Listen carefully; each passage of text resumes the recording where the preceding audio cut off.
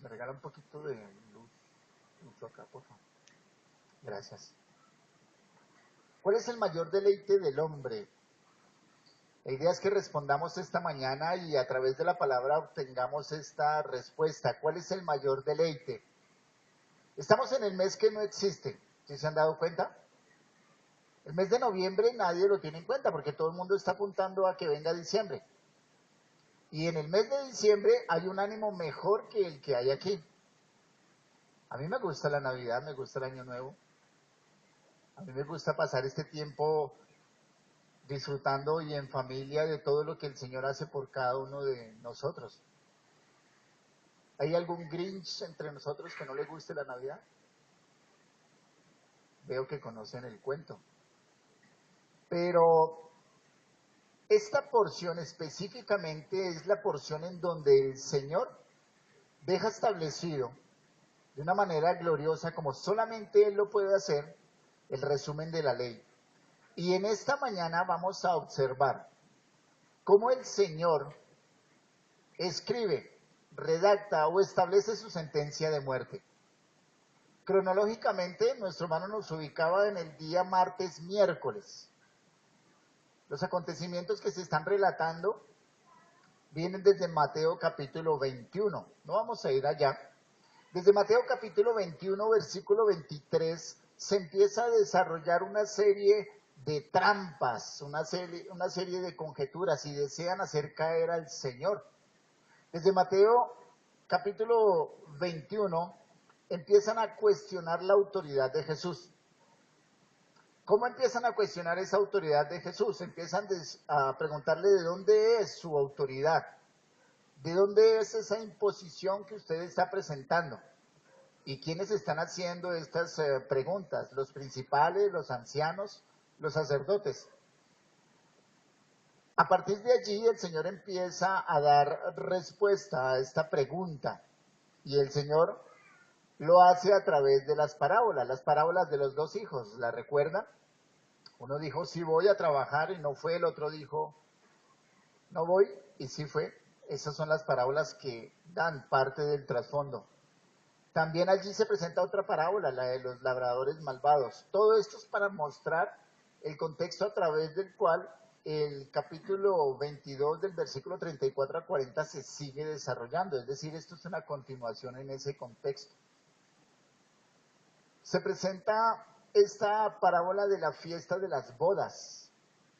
Y ese señor que organiza bodas para su hijo, y allí entran todos los que andaban por el camino, inclusive fueron obligados a entrar. Empiezan a aparecer una serie de cuestionamientos al Señor. Y estos cuestionamientos no son de parte de los fariseos o saduceos para adquirir sabiduría, sino para mirar en qué le podemos hacer caer al Señor, aquel que las multitudes le siguen. Y una de esas preguntas es, Señor, ¿es lícito pagar impuestos? A lo cual el Señor responde acertadamente y gloriosamente. Llegan los saduceos, Señor, ¿y qué de la resurrección? ¿Cierto que no existe? Y ponen el ejemplo más exagerado que nos hacían ver. Ahora, en este contexto, en el capítulo 22, el versículo 34, hay una pregunta. Señor, ¿cuál es el mejor mandamiento? ¿Cuál es el glorioso mandamiento? ¿Ustedes qué creen? ¿Cuál creen que sea el mejor mandamiento? ¿Vieron? ¿De dónde sale ese concepto? De la palabra misma del Señor.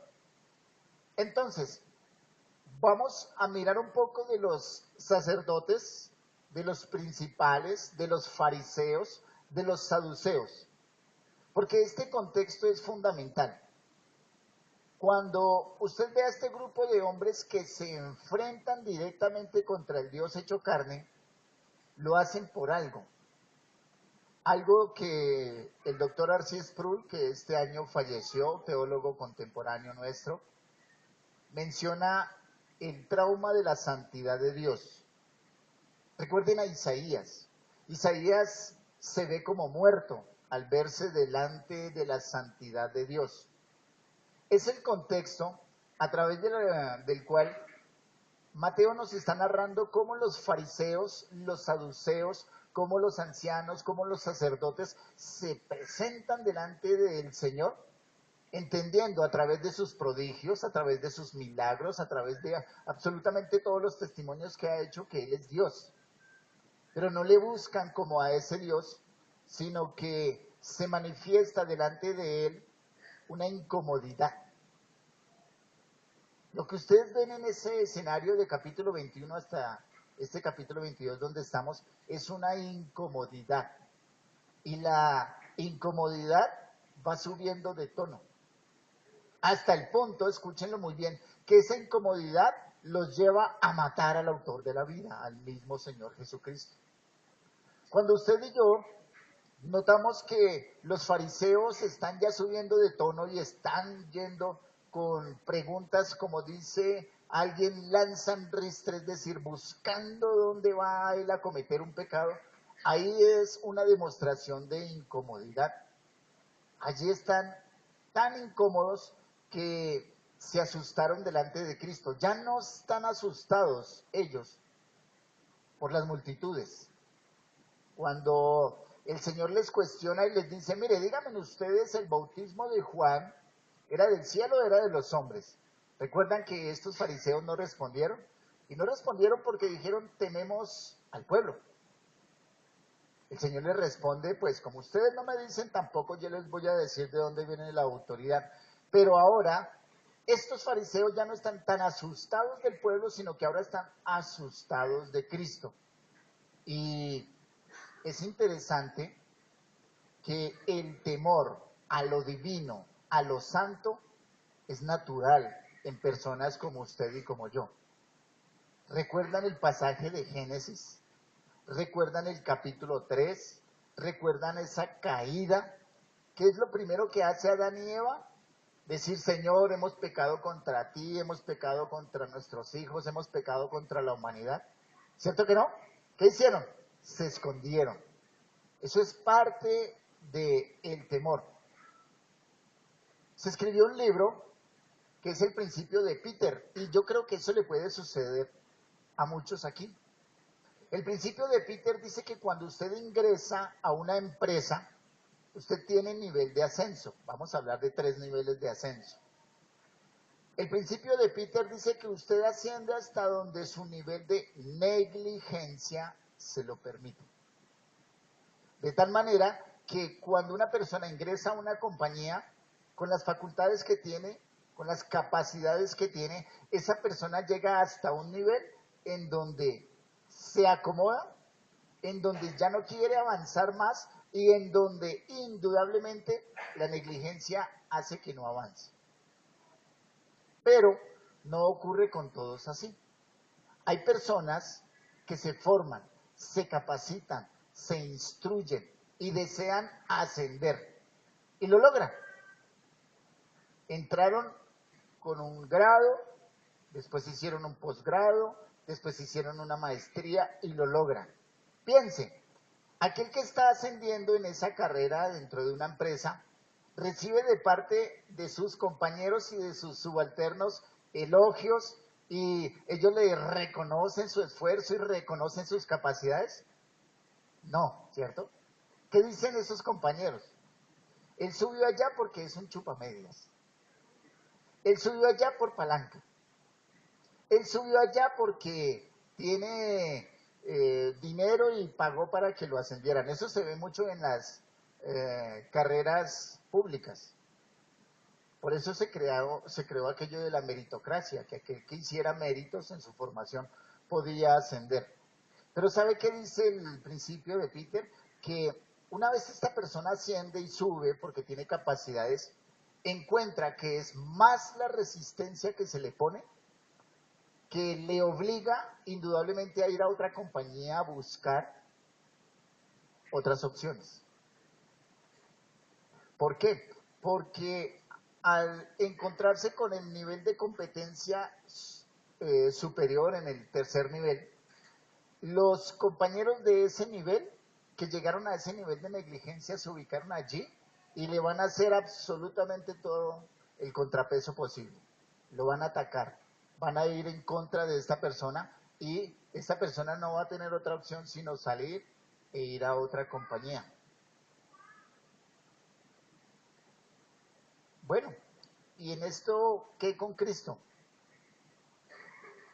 Aquí lo que la palabra del Señor nos está mostrando es la reacción que tienen las personas con relación a Cristo.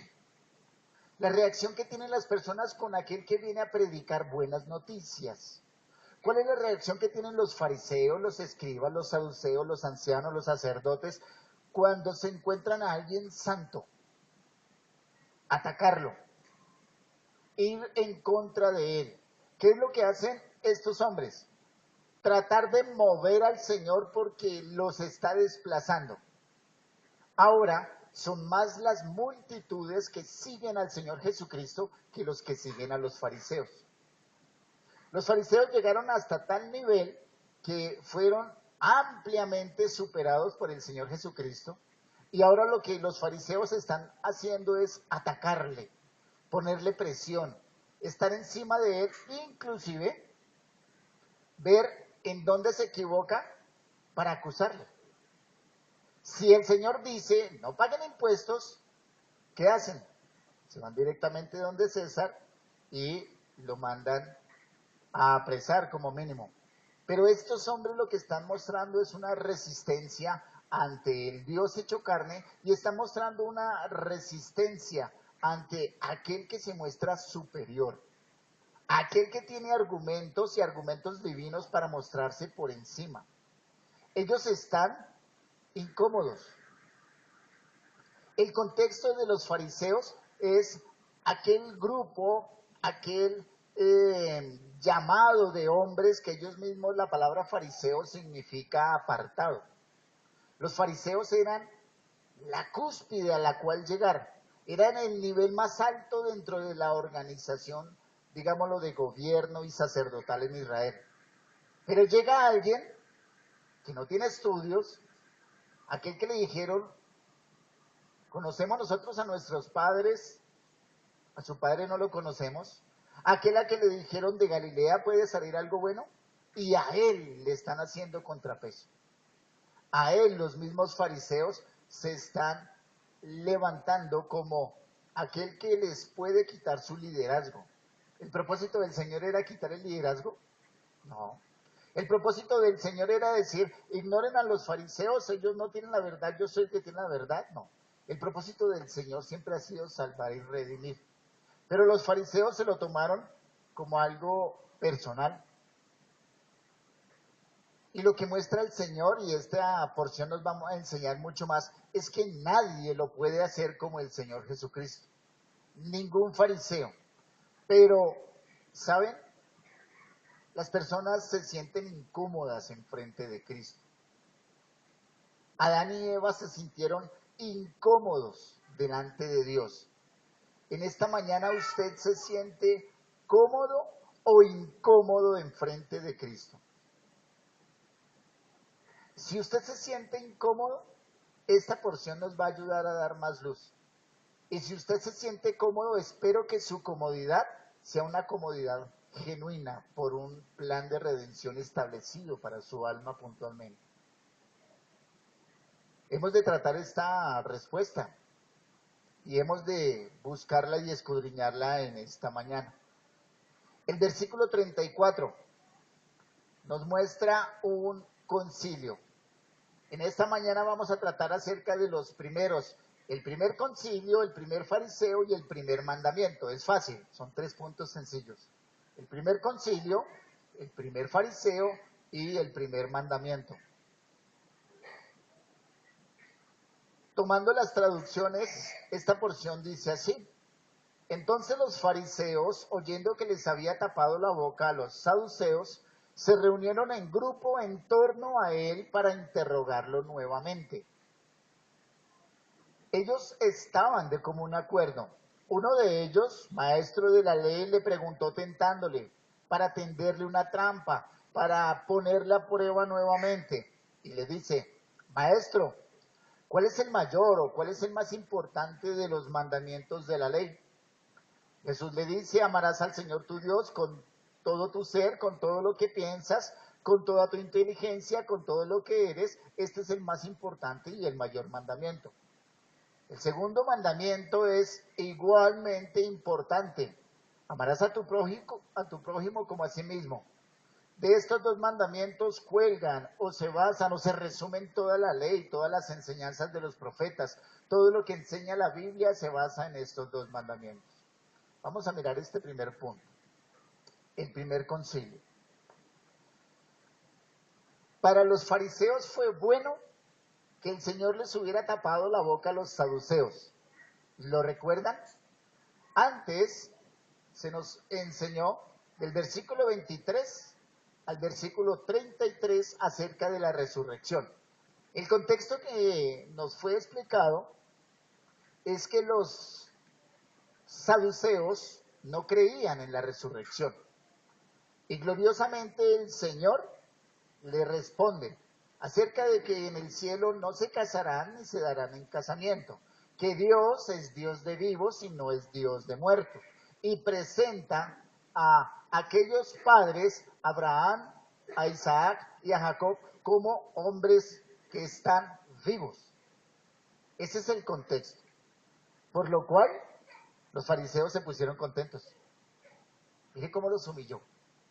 Pero al mismo tiempo, estos fariseos no pueden quedarse con la boca sellada, con la boca callada, y van y buscan otra ocasión, una ocasión un poco más tentadora.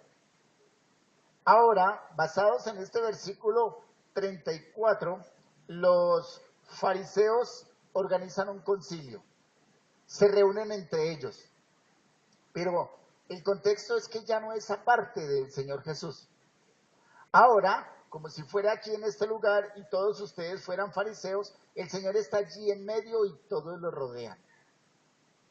Todos los fariseos se ponen de acuerdo para en un concilio, en una reunión, venir a tentar al Señor. Venir a ponerle una trampa. No es, Señor, ayúdanos a entender porque no comprendemos todos los mandamientos de la ley. No. La ocasión en esta circunstancia es, Señor, ¿cuál es el mayor mandamiento?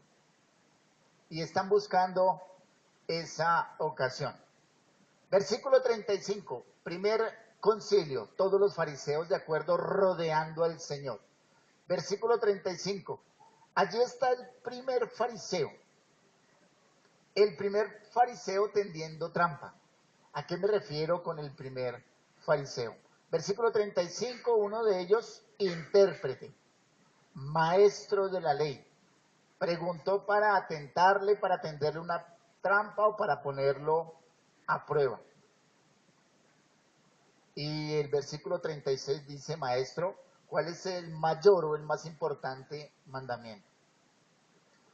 En ese aspecto, versículo 35 y 36, Mateo, cuando quiere resaltar que una persona tiene capacidades y cualidades en cuanto al conocimiento de la ley, le da un cargo bien importante. Intérprete de la ley, versículo 35, lo tienen allí en sus Biblias. Otra traducción lo presenta como maestro de la ley. ¿Qué está diciendo allí Mateo? Que quien se presentó es experto en la ley mosaica, que quien está enfrente del Señor es uno de los más amplios conocedores de la ley de Dios, que quien está allí, que quien le está haciendo esa pregunta no es cualquier fariseo. Les traigo a su memoria, a su mente, a algunos hombres muy conocedores. Gamaliel. ¿Recuerdan quién fue criado a los pies de Gamaliel? Pablo. Nicodemo. ¿Recuerdan a qué horas llegó Nicodemo? En la noche. Es más o menos esa connotación.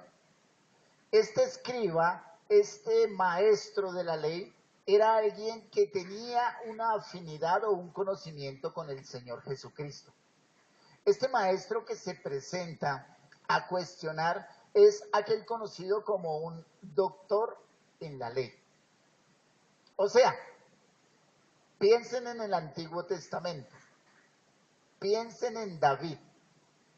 David aún no era rey, es más, no era ni un soldado, era un simple pastor comisionado por su papá para ir a llevar abastecimiento a sus hijos y saber cómo estaban.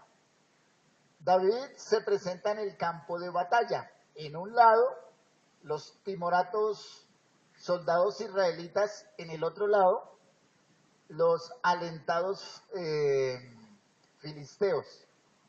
Pero recuerden, ¿todos los filisteos salieron a pelear a una? No. Esos filisteos tenían a su campeón en la lucha o en la batalla. ¿Lo recuerdan? Ese hombre que tenía 6 dedos en sus manos, que medía casi 3 metros y cuya lanza de pelear era una lanza aproximadamente como la lanza de un telar para tejer. Ese paladín de los filisteos, ¿cómo se llamaba? ¿Lo recuerdan? Goliat. Es el mismo escenario en donde los fariseos sacan a su paladín para ir a pelear con el Señor en cuanto al conocimiento. Ese paladín, ese maestro de la ley, le lanza una pregunta, y una pregunta bastante capciosa. No miremos tanto la pregunta, sino miremos la respuesta. Ahí atrásito, en el capítulo 22, versículo 18, debemos notar algo. Cuando los fariseos empiezan a cuestionar, y en este caso es la cuestión del tributo, el Señor conoce las intenciones, y la respuesta de parte del Señor a este cuestionamiento es dura, es fuerte, versículo 18. Pero Jesús, conociendo la malicia de ellos, les dijo: ¿por qué me tentáis, hipócritas? ¿Sí notan la dura respuesta? Eso, mis hermanos amados, no se ve en esta porción. Allí en el versículo 35 y 36 se muestra a alguien que, reitero, es un doctor en la ley, un paladín en conocimiento, pero que al mismo tiempo no es desconocido para el Señor. Este paladín, este conocedor, este que sale ahora a batallar en nombre de los fariseos, no recibe una respuesta dura de parte del Señor. El Señor no le dice que es un hipócrita. El Señor no lo trata duramente, por lo cual se cree que el reconocimiento que el Señor tiene de esta persona es que indudablemente es conocedor de la ley. La respuesta que el Señor le da es una respuesta tierna, es una respuesta cordial, es una respuesta amistosa. No es una respuesta dura, diciéndole hipócrita. Al contrario, si miran el sinóptico, el pasaje paralelo, en Marcos 12, 28, 34, en casa lo pueden hacer, allí se muestra el contrario, una respuesta cordial, amistosa o amigable de parte del Señor.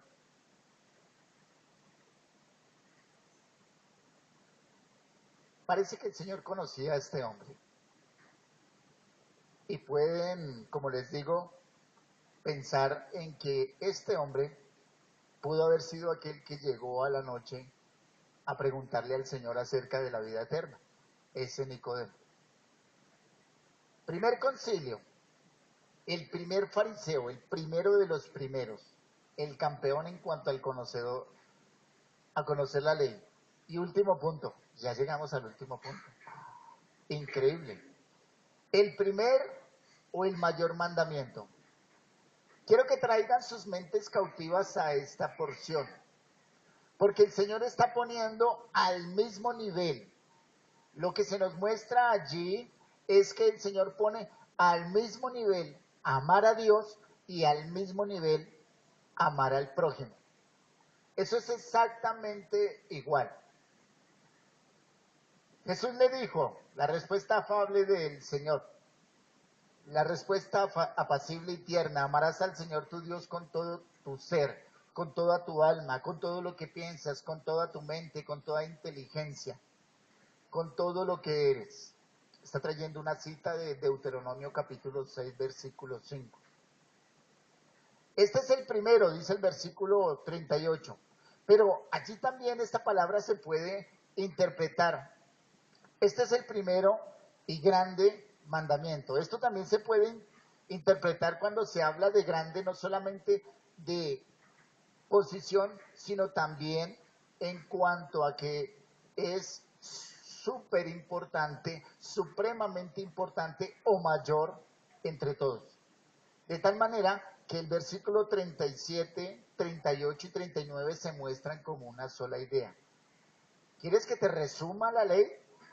Te la voy a resumir en cuántos mandamientos. Te la voy a resumir en cuántos mandamientos. ¿Quién da más? ¿En cuántos mandamientos resumió la ley? Muy bien, vamos a empezar entonces desde nuestro punto número 1. Este punto que estoy mencionando, el punto C, es el primero o el mayor mandamiento. Creo que no lo entendieron. El Señor en el versículo 37 dice, amarás. Y en el versículo 39, ¿cómo dice? El segundo es semejante. Entonces, ¿cuántos mandamientos hay? Uno, un solo mandamiento. Nunca estoy de acuerdo con los títulos que se le ponen a las porciones de la Biblia. Y en esta ocasión creo que nos da una pista. Porque quien puso este comentario ahí no escribió los dos grandes mandamientos. Mis hermanos, ¿entendieron? Si no entendieron esta parte no podemos pasar. El Señor Jesucristo dice, el primero y más grande mandamiento es amarás a Dios. Y dice el Señor, el siguiente mandamiento es igual de importante, los puso en el mismo nivel. ¿Y esto por qué? Es una moneda. Usted no puede amar a Dios si no ama a su semejante. ¿Estamos de acuerdo? Y usted no puede amar a su semejante si no ama a Dios. Es un solo mandamiento. El Señor resumió toda la ley. El segundo es parecido, es igual de importante a este, amar a su prójimo. Esto me conmueve. Y esto nos debe hacer pensar en esta mañana, mis hermanos amados. ¿Usted ama a su semejante como ama a Dios? ¿Hay personas a las cuales usted aborrece, odia? Y yo me examino acá. Porque el Señor dice, así como me amas, así debes amar a tu semejante. Bueno, por ahí sale la pregunta, ¿y quién es mi semejante? Y el Señor muestra a través de la parábola de este buen samaritano, ¿quién es mi semejante? Pero, mis hermanos, produce deleite, escuchen muy bien, produce deleite amar a sus semejantes así como se ama a Dios, según este versículo, sí. ¿Cómo se resume toda la ley? Vayamos más allá. ¿Cómo el Señor nos da un resumen de toda la ley? ¿Cómo el Señor resume todo lo que los fariseos entendieron en una sola palabra? ¿Cuál? Amor. ¿Cómo el Señor, a través de esta pregunta, que es una pregunta que se mostró o se dio en un escenario hostil, lo resume de una manera gloriosa y fantástica como solo el verbo hecho carne lo puede hacer? Toda la ley se resume en amor, pero tengan mucho cuidado. No estoy hablando que tomen a todas las personas que están en la calle y les den un fuerte abrazo y les digan amor. Lo amo. No está diciendo el Señor que vayamos por la calle evangelizando y le digamos a una persona, Dios te ama y tiene un plan maravilloso para ti. ¿Eso es cierto? No. ¿Yo sé que Dios ama a esa persona? No. Hagamos un ejercicio, porque el mismo que escribió y dio estas palabras lo dejó consignado en Mateo capítulo 4. Para aclarar este punto, no quiero que nos vayamos a ir con un mal concepto o un concepto equivocado a casa. Capítulo 1 se presenta la genealogía, en el capítulo 2 está la persecución para matar al Señor, En el capítulo 3 empieza la predicación de Juan el Bautista, aquí estamos haciendo el repaso. En el capítulo 4 está la tentación de parte de Satanás al mismo Señor. ¿Listo? Ahora, lo que se conoce en esta porción es el ministerio público de Cristo. ¿Y cómo empieza el ministerio público de Cristo? Ahí ustedes lo tienen. Está en el capítulo 4 del Evangelio de Mateo, en el versículo 17. Desde entonces comenzó Jesús a predicar y a decir: Dios te ama y tiene un plan maravilloso para ti. ¿Qué dice? Arrepentíos. Esa es la connotación que da el Señor, porque el reino de los cielos se ha acercado. ¿Cómo se resume? Volvamos a Mateo 22. ¿Cómo se resume la ley y los mandamientos? En amor. La ley y los mandamientos se resumen en que todo el ser del hombre, todo el aspecto moral y espiritual, se resumen, se reúnen en usted y en mí en una sola palabra: amar a Dios y amar al prójimo. Eso es una sola palabra, en amor. El Señor lo ha mostrado desde el mismo Monte de los Olivos. Se presenta el amar como uno de los mayores detalles que el hombre debe tener. Y no lo voy a volver a leer porque ya lo conocemos, pero si en casa lo quieren consultar por causa de nuestros invitados y de los hermanos que se han venido agregando, capítulo 5, capítulo 6, capítulo 7 del Sermón del Monte, el Señor nos habla acerca de el amor al prójimo. ¿Cómo se manifiesta el amor al prójimo? ¿Dios te ama y tiene un plan maravilloso para ti? No. En la predicación genuina del Evangelio. También está diciendo, como resumen en este mandamiento, hay que amar a Dios con el corazón, con la existencia del hombre. Hay que amar a Dios con ese manantial en donde todos sus pensamientos, escúchenlo muy bien, hermano, hermana, usted que está allí sentado, joven, caballero, perdón, damas, niños, tenemos que amar a Dios con nuestros pensamientos, con nuestras palabras, con nuestras acciones. ¿Así lo hacemos?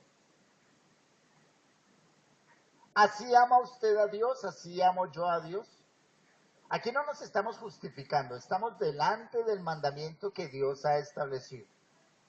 Pregúntese, preguntémonos, y por esto le digo que esto para mí es absolutamente de temor. ¿Usted ama a Dios con todos sus pensamientos?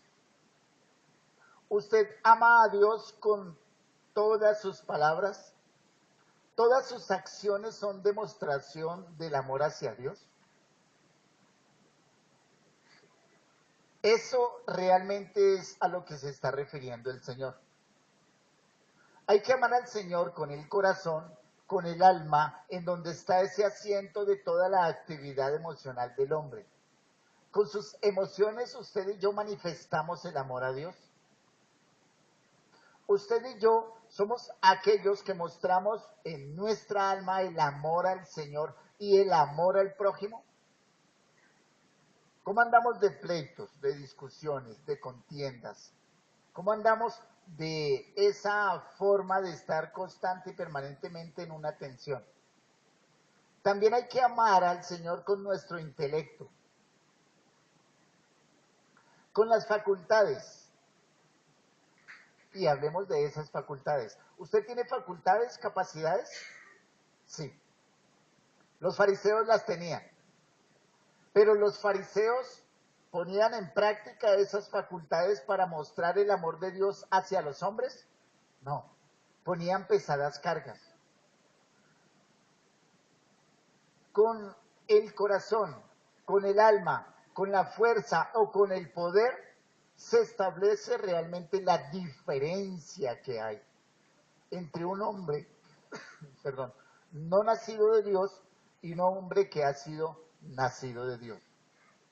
Tampoco los quiero llevar a que ustedes lleven a cabo buenas acciones para ganarse en el cielo. No es así. Niños, no es con que ustedes se porten muy bien que Dios los ama y les va a dar entrada directamente al cielo.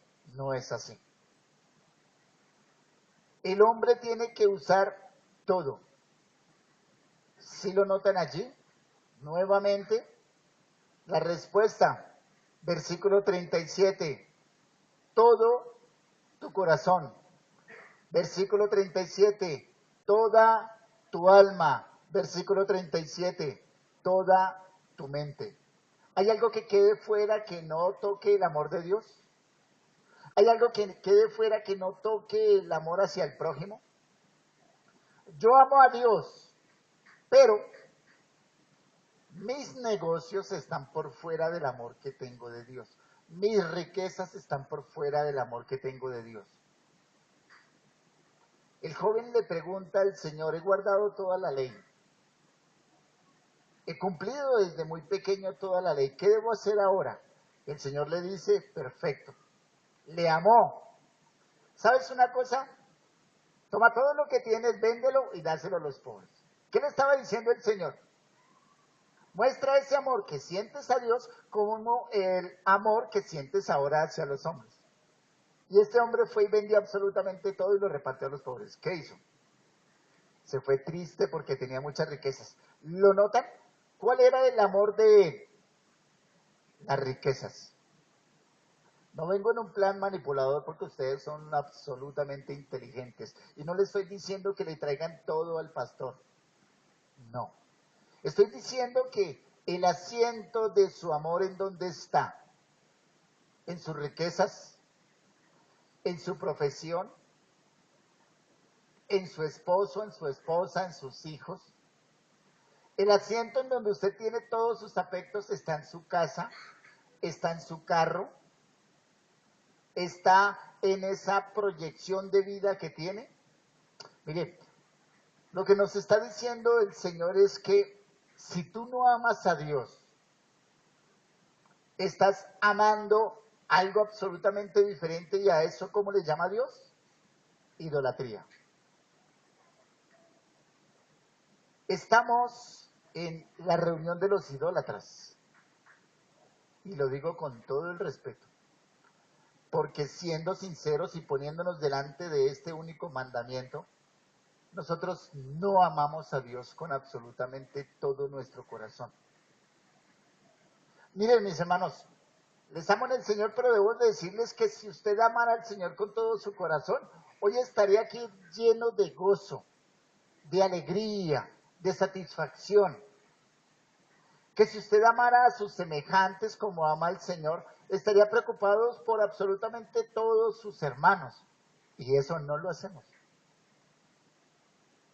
Dios nos dice, amemos con nuestro corazón, con nuestra mente, con nuestras capacidades, a Él y a nuestro prójimo.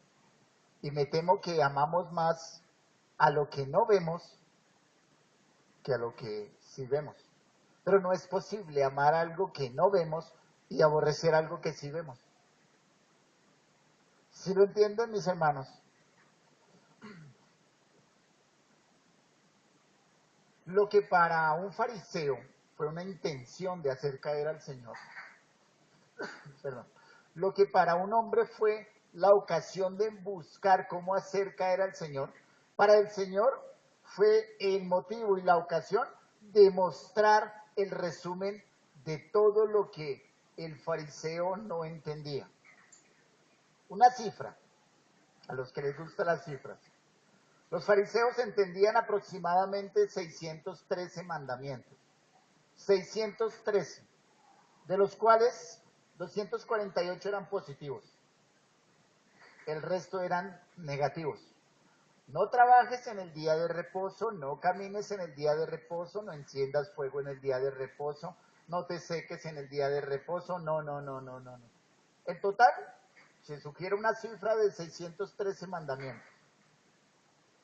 De esos 613 mandamientos, algunos positivos, algunos negativos, todos eran exigidos de parte de los fariseos. Reitero, los fariseos eran ese grupo que fueron autoproclamados como aquellos que se hacían aparte. Y en ese contexto es donde los fariseos dicen, Señor, dime de mis 613 mandamientos cuál es el más grande. Le dieron la ocasión para solamente uno. ¿Sí lo notaron? ¿Sí lo vieron? ¿Cuál es el gran mandamiento? Tienes 613, escoge solamente uno. Por eso ustedes respondían dos. El Señor no dijo dos. El Señor dice, bajo la base del amor debes amar a Dios y debes amar a tu semejante. Entonces el Señor dice el resumen de sus 613 mandamientos. Y el más superlativo de todos es el amor. No saques mandamientos negativos, no saques mandamientos positivos. ¿Por qué? Porque el Señor les enseña. Oye, fariseo, ¿acaso en el día de reposo, si uno de tus animales de trabajo cae a un hoyo, no vas y lo salvas y lo rescatas? La conciencia que les acusaba les decía así. O sea que yo, que veo a uno de estos, creados a imagen de Dios, pasando por una grave enfermedad, ¿no lo puedo rescatar? ¿No lo puedo ayudar? ¿Sí lo notan? ¿Cuál era la doble intención de los fariseos? Y el Señor les da una gloriosa enseñanza. Mis hermanos, a través de la fe en Cristo Jesús, Dios, escuche bien, lo ha facultado. Dios lo ha capacitado para amarle a Él y para amar al prójimo. Esa facultad nos capacita para ejercitarnos. La facultad recibida de parte de Dios de ser hechos unas nuevas criaturas en Cristo nos llama a ejercitarnos constantemente en el amor. Miren, esa fe que usted tiene es una fe activa. Yo no sé si entendieron los 7 aspectos que se nos compartió en la cena del Señor. Pedro está diciendo, bajo la fe, que no es suya, sino que es una fe que Dios le entregó, usted debe ejercitar. Ser cristiano no es estar ahí sentado y estarse quieto comiendo Biblia. Y Pedro lo dejó bajo 7 aspectos bien establecidos. Hermanos, ser hijo de Dios no es simplemente que nos vean con las alas y la aureola de santidad, sino es ejercitarnos en el amor hacia el prójimo. Y me temo que eso no lo hacemos. Me temo que nos cuesta amar al prójimo. Me temo que nos cuesta hacer algo más por ese prójimo. Me temo que el esforzarnos y el hacer algo por lo que el Señor nos demanda no es de nuestra facilidad. Y reitero una figura. Han mostrado, han visto y ustedes mismos han evaluado cómo traen sus huesos y su cuerpo aquí a la iglesia. Eso es doloroso, eso es traumático, eso es dificultoso. En lugar de que nos vean con una cara sonriente y nos pregunten, ¿para dónde va? Para la iglesia. Nos dirían la gran mayoría, ¿para dónde van? ¿Para un hospital? ¿Para la cárcel? ¿Van al matadero? Es la demostración del amor hacia el Señor y es la demostración a la que usted y yo debemos manifestar diariamente y constantemente. ¿Por qué nos cuesta tanto hacerle una ayuda y una misericordia al hermano? Porque nos amamos a nosotros mismos. ¿Por qué nos cuesta tanto levantarnos e ir y hacer algo que nos cuesta, que es difícil? Porque nos amamos a nosotros mismos. Le hago absolutamente todo lo que quiera que a mí no me cuesta. Si me cuesta, pasen una listica y ahí hablamos. Lo miramos. Hermanos, hay que ir a predicar al Amazonas. ¿Quién va conmigo?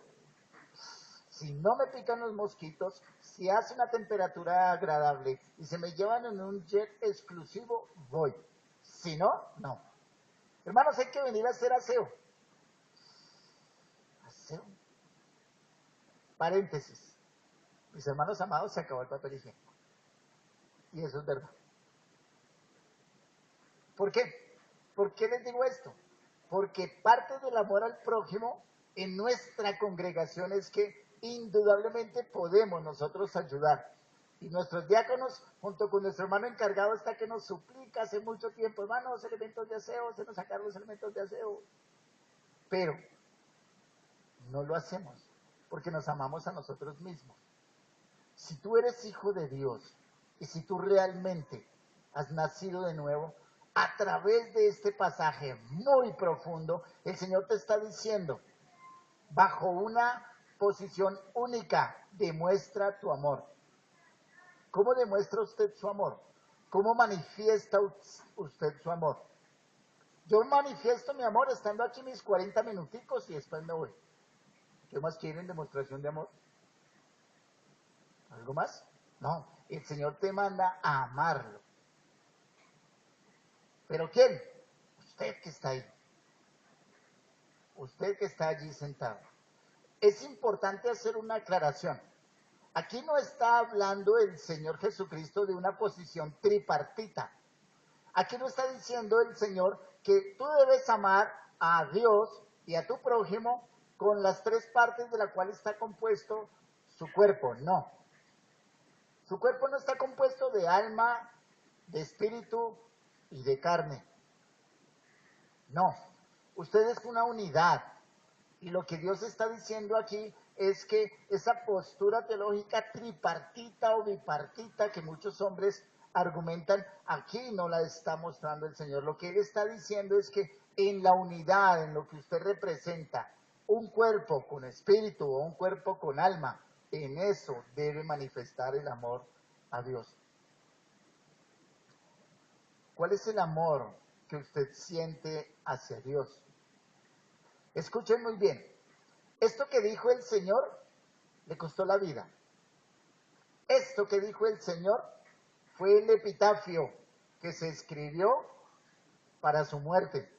Esto que escribió el Señor fue el resumen que utilizaron los fariseos para matarle. Este pasaje se ha tomado siempre como el pasaje de los dos caminos. ¿Cuáles son los dos caminos que usted tiene hoy? Y hablo absolutamente a todos los presentes. ¿Cuáles son los dos caminos que Dios le muestra? Ya nos dijo uno, el amor. Usted en esta mañana tiene dos caminos y Dios ya le presentó uno, el camino del amor. ¿Sabe cuál es el otro camino? Joven, niño, dama, caballero, ¿sabe cuál es el otro camino? El otro camino es el del odio. Si usted no ama a Dios, ¿qué está diciendo? Que lo odia, que lo aborrece. Si usted no ama a su prójimo, ¿qué está diciendo? Que lo odia, que lo aborrece. Y el Salmo 68 nos da, vamos allí todos, por favor, una respuesta a lo que se muestra en este pasaje de los dos caminos. El primer camino es el camino del amor, establecido por la cruz de Cristo. Vamos a ir allá en unos instantes.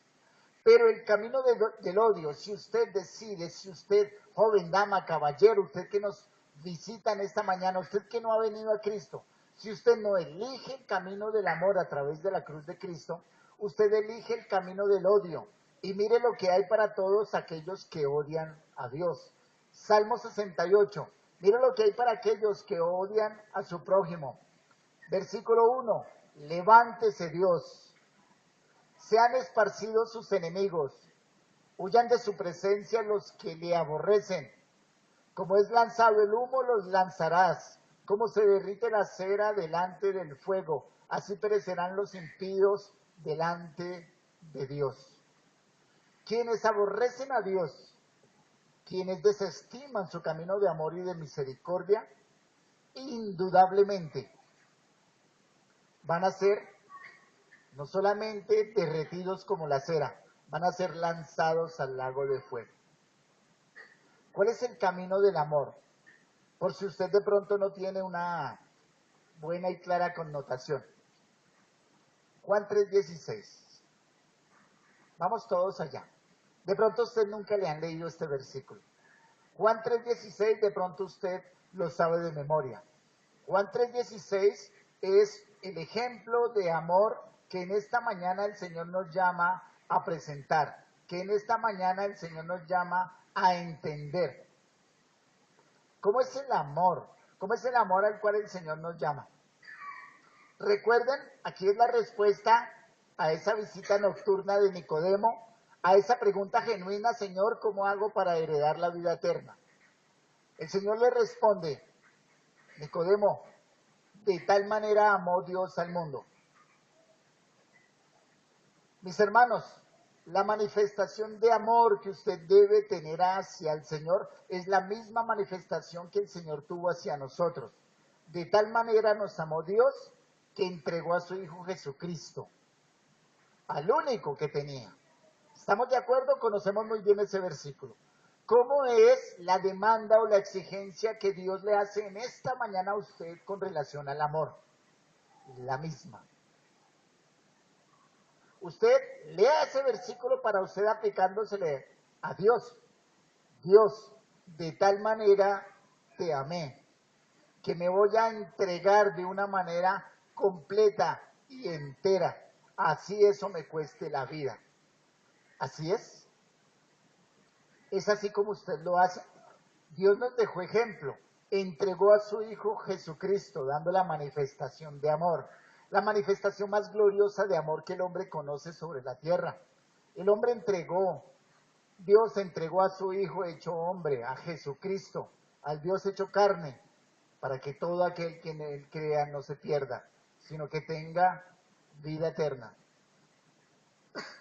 Ese versículo se muestra siempre como el gancho para decir cuánto Dios te amó. ¿Y Dios te amó? Sí. Hay una manifestación. Pero miren el versículo 17. Dios no envió a su Hijo al mundo para condenar al mundo, sino para que el mundo sea salvo por él.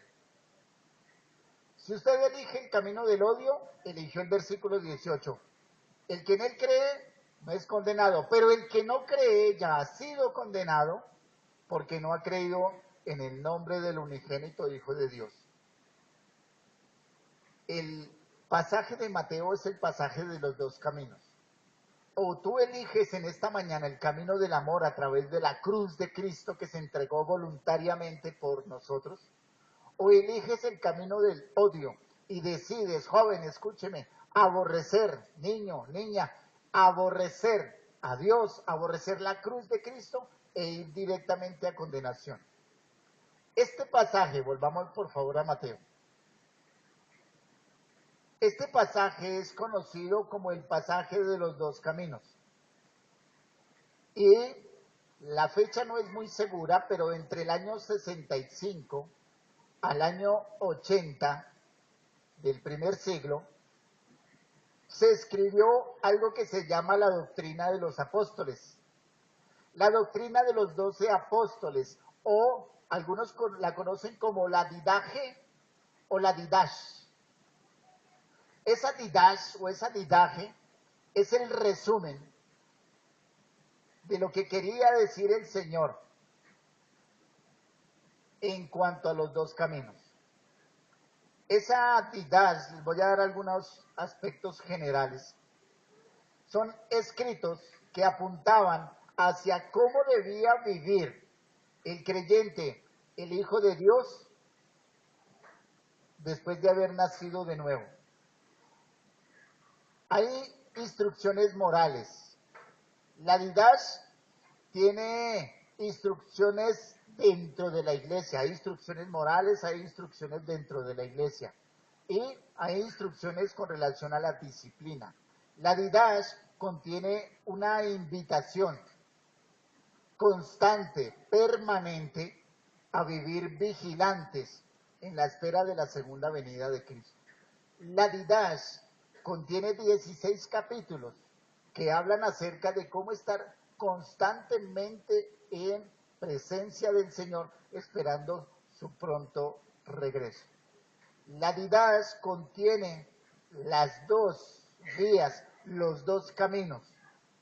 Uno de ellos dice: amarás al Señor tu Dios que te ha creado. Es interesante, no es un documento inspirado, pero aquí se muestra, como lo mostró el Señor en el capítulo 22, que el mandato a amar a Dios es a todas las criaturas. Los niños deben amar a Dios, los padres deben amar a Dios, los creyentes deben amar a Dios, los inconversos deben amar a Dios. El segundo mandamiento dice la Didash, amarás a Dios que te ha creado. El segundo, en segundo lugar, lo muestra de esta manera, amarás a tu prójimo como a ti mismo. Y dice, como no lo entendiste, allí pones la aclaración, no harás al otro lo que no quisieras que hicieran contigo. Traje esta colación porque indudablemente trae una serie de razones. Y uno de estos argumentos es, el camino de la vida está puesto delante de ti. Y el camino de la vida es amarás a Dios, el Dios que te ha creado. Pero también está el camino de la muerte. Y el camino que lleva a la muerte es el odio. El camino que apunta hacia la muerte es el camino de odio. Odiar a Dios, odiar al prójimo. Voy a leer algo que dice con relación al amor al prójimo. Escuchen muy bien. Primer capítulo, en su segunda porción. Debes dar a cualquiera que te pida. Esto no es nuevo, ya lo hemos estudiado. Aquel que le pida que lleve la carga una milla, ¿cuánto es? Llévela 2. Aquel que le pida la bata debe darle la capa. A su enemigo hay que darle de comer. Dice, debes dar a cualquiera que te pida y no reclamar nada, puesto que el Padre quiere que los bienes recibidos de su propia gracia sean distribuidos entre todos. Dichoso aquel que da, conforme al mandamiento, el tal será sin falta. Desdichado es el que reciba. Si alguno recibe algo, estando en necesidad, no se hace acreedor a reproche ninguno. Pero aquel que acepta alguna cosa sin necesitarlo, dará cuenta de lo que ha recibido y del uso que ha hecho de la limosna.